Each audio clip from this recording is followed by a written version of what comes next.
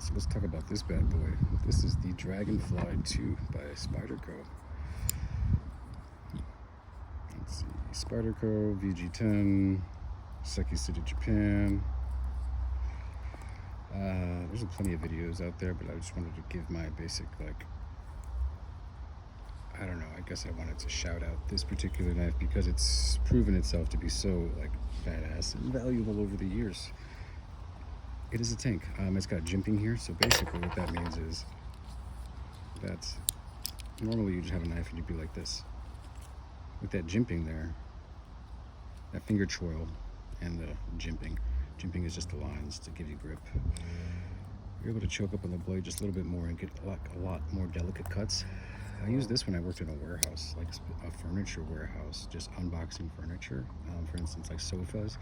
When sofas come in, there's a cardboard on the bottom, and then they're in a long freaking bag.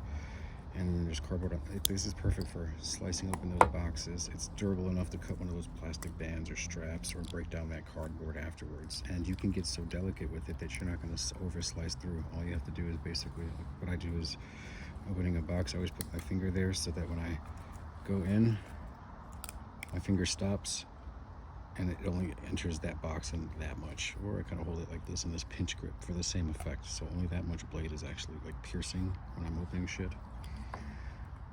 I figured that was common sense, but the fucking people nowadays, man, I don't know. So I'll throw that out there. If it blows your mind, you're welcome. Yeah, and the fact that it's so lightweight, I'll be completely honest. When I first bought this knife, it was ridiculous. I picked it up and I thought it was a cheap piece of shit because it was so light. I'd never fucking felt something so cheap be so expensive. I was like, what the hell? I just got ripped off. So I took it to work and fully intended to break it, accidentally, of course. So I started the day with coffee and breaking down cardboard boxes at the compactor. Sliced through them like a fucking G, no problem at all. And then I tend to strop my knives on the cardboard just to kind of maintain that edge. Certain people say no, but I work for a living and I've done this for damn near over a decade.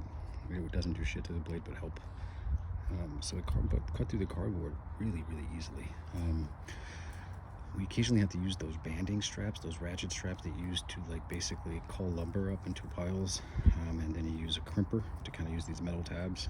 So that's some fairly hardy plastic. Those little things, sometimes they're steel and you gotta use a fucking snip, but that plastic is pretty sturdy. I expected to try to cut one of them fucking bands and then this shit just break.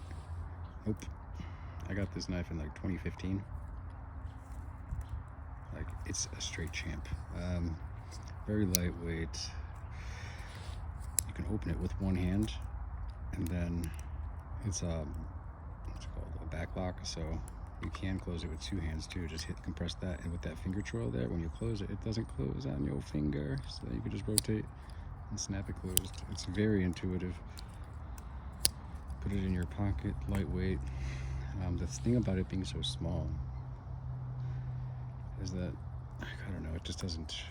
I was in an office setting and a warehouse setting. I constantly went out to the compactor, breaking down shit, assembling furniture, then going back to customer service, going to the boss's office, talking to customers on the sales floor, putting shit out on the sales floor. And people had box cutters and those were acceptable. And then I don't like box cutters, man. It's just a pain in the ass having to change blades all the time. I'd rather just drop it on some cardboard. So yeah, I pulled this out and it doesn't really turn any heads. Definitely it gets attention because people see it. It's a fucking knife and it's shiny, but they'll look at it and when they see it in your hand, it's not very intimidating. I'm speaking from experience. It's a sub 3-inch blade, and it's really, really, really durable for warehouse work, straight up furniture warehouse, if that's what you're doing. But the Dragonfly 2 by Spyderco comes in different scales. I have another one actually. Oh, you know what? This is the camo scale one. I have one that's in green scales also, and it's in ZDP 189. That was my first knife, from this model and series, Spyderco, in 2015.